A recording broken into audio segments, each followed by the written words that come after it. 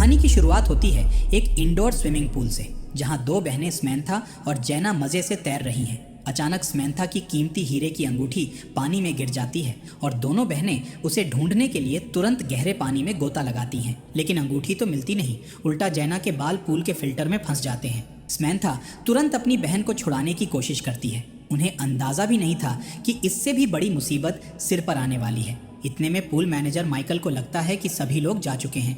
वो पूल का कवर बंद करने वाला बटन दबाकर आराम से घर की तरफ निकल जाता है। तभी भारी भरकम फाइबर ग्लास का कवर पूल पर सरकने लगता है। स्मैंथा कवर को बंद होते देख लेती है और जल्दी से जैना के बाल फिल्टर से खींचकर छुड़ा लेती है। दोनों बहनें तेजी से ऊपर सतह की ओर तैरती हैं, लेकिन तब तक बहुत देर हो चुकी होती है। पूल का कवर बंद होकर उन्हें पानी के नीचे कैद कर देता है। वे अंदर से जोर जोर से मदद के लिए चिल्लाती हैं, मगर पूरी इमारत में सन्नाटा पसरा है। उनकी आवाज सुनने वाला वहां कोई नहीं। दोनों पूरी ताकत से कवर को धक्का देती है, लेकिन वो टस से मस नहीं होता। रही सही कसर ये है कि पुल उस दिन के बाद अगले हफ्ते भर के लिए बंद रहने वाला था, यानी तुरंत मदद मिलने की कोई उम्मीद भी नहीं थी। अब दोनों बहनें पूरी तरह निराश हो चुकी हैं। वे किसी निकलने के रास्ते की तलाश में इधर उधर देखने लगती हैं। तभी उन्हें कवर में एक छोटा सा छेद दिखता है, लेकिन वो इतना छोटा है कि उसमें एक हाथ भी बाहर नहीं निकल सकता। स्मैंथा को पानी में एक प्लास्टिक बोर्ड तैरता हुआ मिल जाता है और वो उस छेद को चौड़ा करने की कोशिश करती है। वो जी जान लगाकर रगड़ती है, पर छेद जस का तस बना रहता है। ये हालत देखकर जैना आपा खो बैठती है। गुस्से में वो सारी गलती स्मैंथा को ठहराती है। जैना चिल्लाती है कि अगर उस बेवकूफ़ अंगूठी के पीछे न जाते तो वे यहाँ फंसते ही नहीं। स्मैंथा बहस में नहीं पड़ती। वो चुपचाप फिर से अकेले ही पानी के नीचे गोता लगाती है और इस बार अंगूठी ढूंढकर निकाल लेती है। लेकिन पानी के अंदर उसे एक और अहम बात पता चलती है। उसके पैरों के नीचे पानी निकासी की जो लोहे की जाली है वो थोड़ी ढीली लग रही है। स्मैंथा सोचती है अगर वे इस भारी जाली को निकाल सकें तो शायद उससे ऊपर का कवर तोड़ा जा सकता है। वो पूरी ताकत से खींचती है, लेकिन जाली हिलती तक नहीं। स्मैंथा थक कर ऊपर आती है और जैना को भी साथ लगने के लिए पुकारती है, मगर जैना इसे बेकार आइडिया बताकर मना कर देती है। इसी बीच स्मैंथा के मंगेतर मैथ्यू का फोन पास में बजने लगता है। रिंगटोन सुनकर स्मैंथा की आंखों में फिर उम्मीद जाग जाती है। उसे भरोसा है कि मैथ्यू जरूर उन्हें ढूंढने आएगा, लेकिन दोपहर से शाम होने लगती है और फोन बार बार बजता रहता है। फिर भी मैथ्यू का कुछ पता नहीं चलता। तभी पूल की टाइमर लगी लाइट्स अचानक बंद हो जाती हैं और चारों ओर घुप अंधेरा छा जाता है। स्मैंथा पानी के अंदर ही अपना सिर पकड़कर बैठ जाती है। उसका चेहरा पीला पड़ने लगा है क्योंकि उसे डायबिटीज है और जिंदा रहने के लिए तुरंत इंसुलिन का इंजेक्शन चाहिए, लेकिन इंसुलिन का डोज तो बाहर उसके बैग में रखा है। स्मैंथा को इस हालत में तड़पते देख जैना का गुस्सा भी ठंडा पड़ जाता है। वो चुपचाप उसी प्लास्टिक बोर्ड को उठाकर छेद को फिर चौड़ा करने की कोशिश करने लगती है। इस तरह पानी में फंसे फंसे उन्हें करीब 4 घंटे बीत चुके हैं। अचानक पूल की लाइट फिर से जल उठती है। कोई अंदर आया है। ये रात की शिफ्ट वाली सफाई कर्मी एमिली है।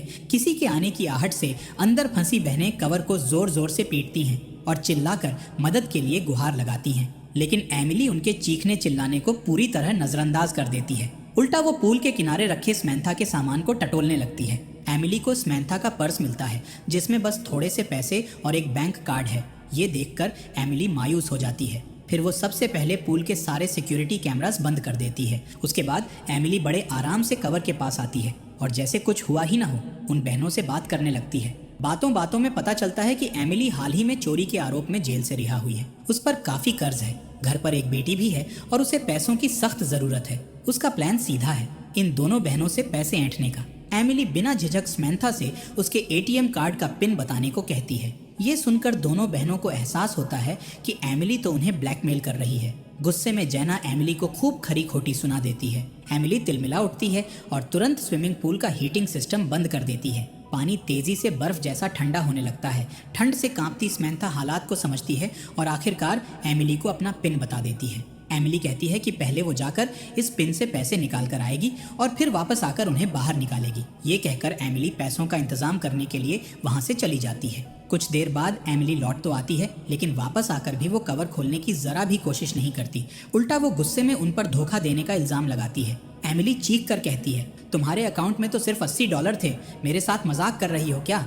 ये सुनकर जैना हाथ जोड़कर प्लीज हमें बाहर निकाल दो। वो रोकर समझाती है कि स्मैंथा को डायबिटीज है और उसे जिंदा रहने के लिए तुरंत इंसुलिन चाहिए, लेकिन एमिली को उनकी बातों पर बिल्कुल यकीन नहीं होता। स्मैंथा को और ज्यादा कमजोर पड़ते देख जैना के दिल में एमिली के लिए गहरी नफरत भर जाती है। वो मन ही मन इस निर्दयी औरत से बदला लेने की ठान लेती है।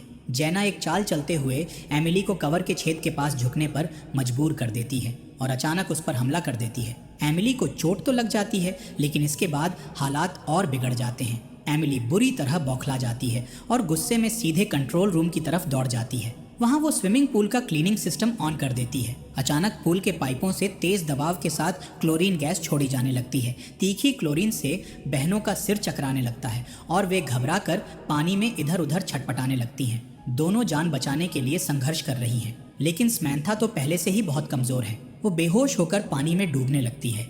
ये देखकर जैना घबरा जाती है। वो तुरंत डूबती हुई स्मैंथा को पकड़कर उस छोटे छेद तक खींच लाती है ताकि स्मैंथा हवा में सांस ले सके।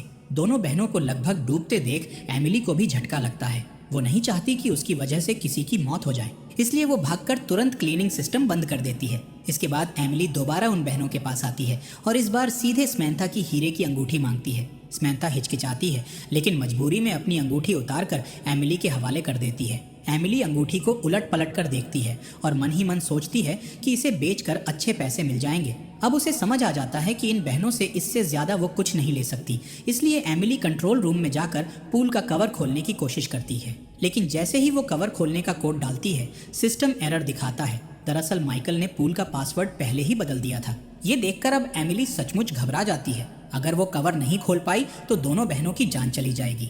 मगर उसे अपनी ब्लैकमेलिंग वाली हरकत भी याद है, इसलिए वो न किसी को मदद के लिए बुला सकती है, न खुद पुलिस को फोन कर सकती है। अभी अभी जेल से निकली एमिली बिल्कुल नहीं चाहती कि फिर से जेल जाना पड़े। कुछ देर तक असमंजस में रहने के बाद एमिली फैसला करती है कि वो चुपचाप वहां से भाग जाएगी और दोनों बहनों को उनके भाग्य पर छोड़ देगी।